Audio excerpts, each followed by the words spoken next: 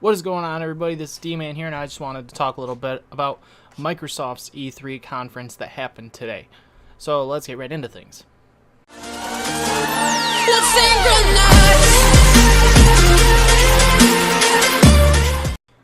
Okay, so the first thing that they kicked off with their E3 conference was Halo Infinite. Now, this is basically Halo 6, I would say, because they did say it's the continuation to Master Chief's story. This was number 10 on my list of most anticipated games of E3 2018. They show what looks like an area similar to Halo 1, and they show some guys on a Warthog that you see going, and they just show Master Chief with his helmet, and teasing what looks to be like him putting the AI of Cortana into his helmet. There's no release date or anything like that. Not much information to talk about for the game yet, but we'll see what happens in the future. I'm guessing it'll be a 2019 release, maybe, but it did not say or tell anything on the game yet. Next up on my list is the Ori and the Blind Forest sequel called Ori and the Will of Wisps. Now, I'm looking down just because I kind of have a list of some things to talk about from their presentation, and they showed a 15-minute demo of the game, which is as beautiful as ever, just like the first game. First game I didn't totally finish. I have to go back and finish it, only because I had some PC issues at one point. Beautiful, beautiful game. Not really much for me to talk about, but anyways, I'm looking forward to it. Okay, so there's some really big games that I want to talk about, and the first one that I really want to talk about is the game by From Software called Sekiro Shadows Die Twice.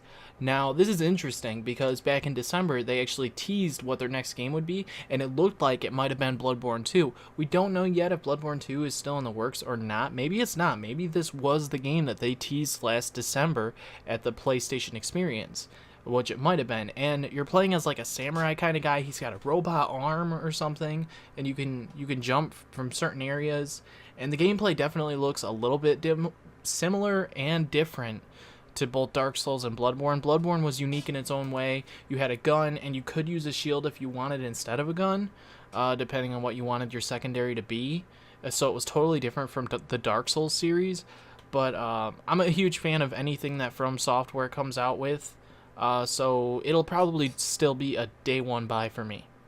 Now, another game that they shown a new trailer for was Fallout 76. Now, we don't know for sure yet if it's going to be a multiplayer or single-player based game, but Bethesda's, as I speak, their press conference starts in about 30 minutes or so, so I'll do a separate video for Bethesda's conference.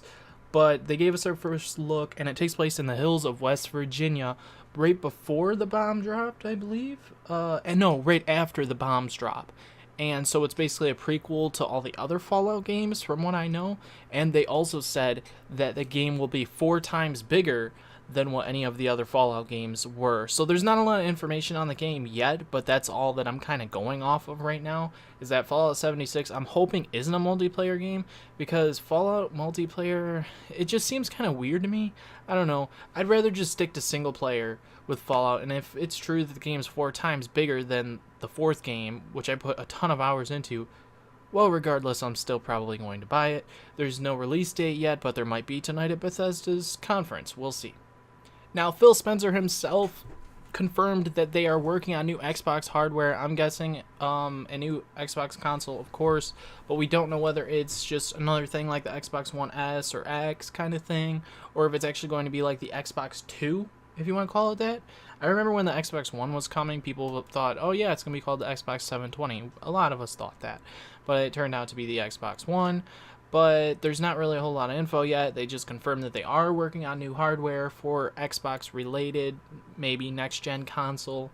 I don't know. Sony, on the other hand, probably won't reveal anything, because I think the director of Sony confirmed that they are not going to reveal anything this year at E3 on a PlayStation 5 kind of thing. So we'll see what happens next. Now, Cyberpunk 2077 is another game that was revealed, and that is CD Projekt Red's newest game. Their last game that they made was The Witcher 3 Wild Hunt, from what I know, and that was actually the only Witcher game in the series that I had played.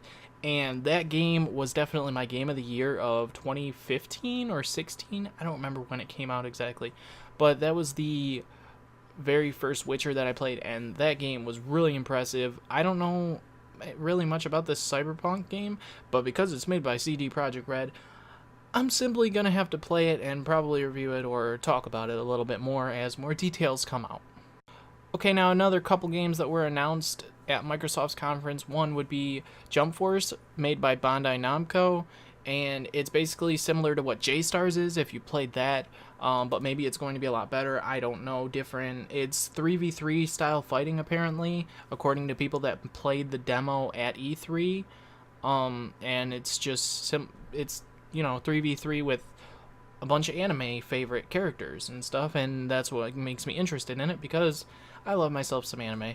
And another game that I want to talk about a little bit here is Shadow of the Tomb Raider. They dropped a new trailer for that. I'm surprised that they did at Microsoft's conference, just like Kingdom Hearts 3. I'll talk about that in a minute. Because I thought that all this would be specifically for Square Enix's conference, but now it makes me think that even Sony's conference, they're going to reveal more Square Enix related stuff at their conference, so that's awesomeness. Okay, so Kingdom Hearts 3. Yes, this was rumored for a long time that Frozen would be a world in Kingdom Hearts 3. It's official now that Frozen is definitely a world in Kingdom Hearts 3. Looks awesome. It looks to appear that Sora gets a new form in the trailer also, because it looks like he's wearing a green outfit at one point. If you look closely when he's sliding on the ice, fighting Heartless. So that's probably another limit break kind of form. Related to the Keyblade he's using or whatever. I don't know much. I just know it was rumored for a long time that Frozen would be a world, and it was kind of obvious that it probably would happen because Frozen made so much money and this and that, and it kind of was obvious. But my guess is that there's going to be another trailer tomorrow at Square Enix and another trailer at Sony's tomorrow at their conferences, so that should be really, really hype. And they also showed a little bit of stuff there. Organization 13 is what I meant. And Aqua, the end of that trailer where they showed Aqua like becoming part of the darkness and Mickey trying to save her but couldn't. That's very interesting indeed. Okay, so there was a really big surprise for me, which was Dying Light 2. That was revealed, and if you're someone like me who didn't really care for Dead Island all that much, but then Dying Light you decided to play with an open mind or whatever, and absolutely loved the game. I never played the DLC. I got the game when it first released, though. I got it on day one, and it turned out to be super, super fun. Loved the gameplay. The story was lacking a little bit, but the gameplay was so good, and at nighttime I was even scared to go out at night in the game because the stuff that you had to run from and fight at night was just insane. So yeah, Dying Light 2 was showing a little bit off, a little bit of gameplay, and it looks pretty cool, so check that out if you haven't.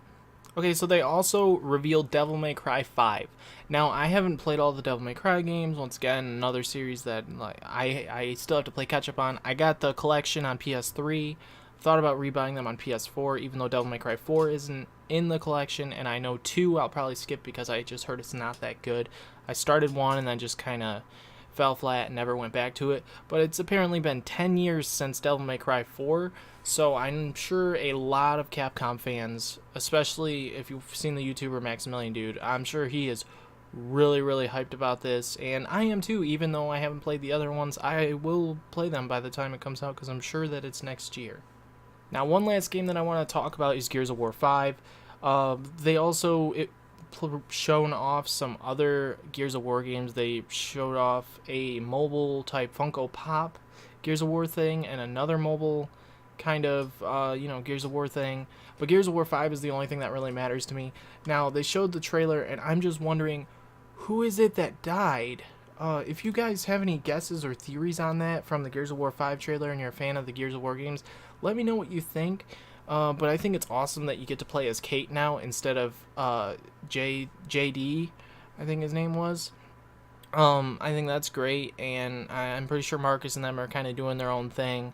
But they'll be, I don't know if they'll be heavy into the game, but I like the fact that you can play as Kate now this time around, and I've seen the gameplay is a little bit technically different in some ways, so that's great because you always gotta change stuff up. Another thing that I'm worried about though is that after the game releases, if it ends on a cliffhanger and they do a sixth one, it kind of scares me a little bit because I don't want the series to drag on. Like Halo Infinite, like Halo 5, for example, was a game that was good, but it was not the best story. The best one since 5 was 3, according to most Halo fans.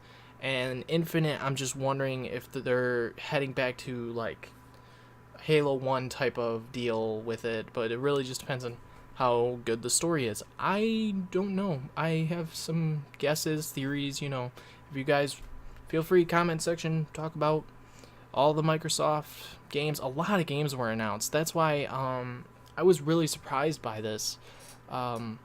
It was, to me, a really good conference that Microsoft gave. I'd probably basically give it a solid B+. I think that's fair. Games that I might have missed is like Just Cause 4 and certain others. I never played the Just Cause series, but I know 3 is pretty cheap. I could play it, but I don't know if I should play the first 2 first or not. But to wrap this up, solid B+. Lots of games were shown, lots of different stuff. They also have like 5 new studios Microsoft has specifically for Xbox games and probably, of course, PC games too. And they showed off Forza Horizon 4, but I'm not really a Forza fan, so that doesn't really matter. Anyways, guys, thank you so much for tuning into this video. If you enjoyed the video, please like and subscribe, and I'll see you guys all next time. T-Man is out of here. See you guys later. Bye.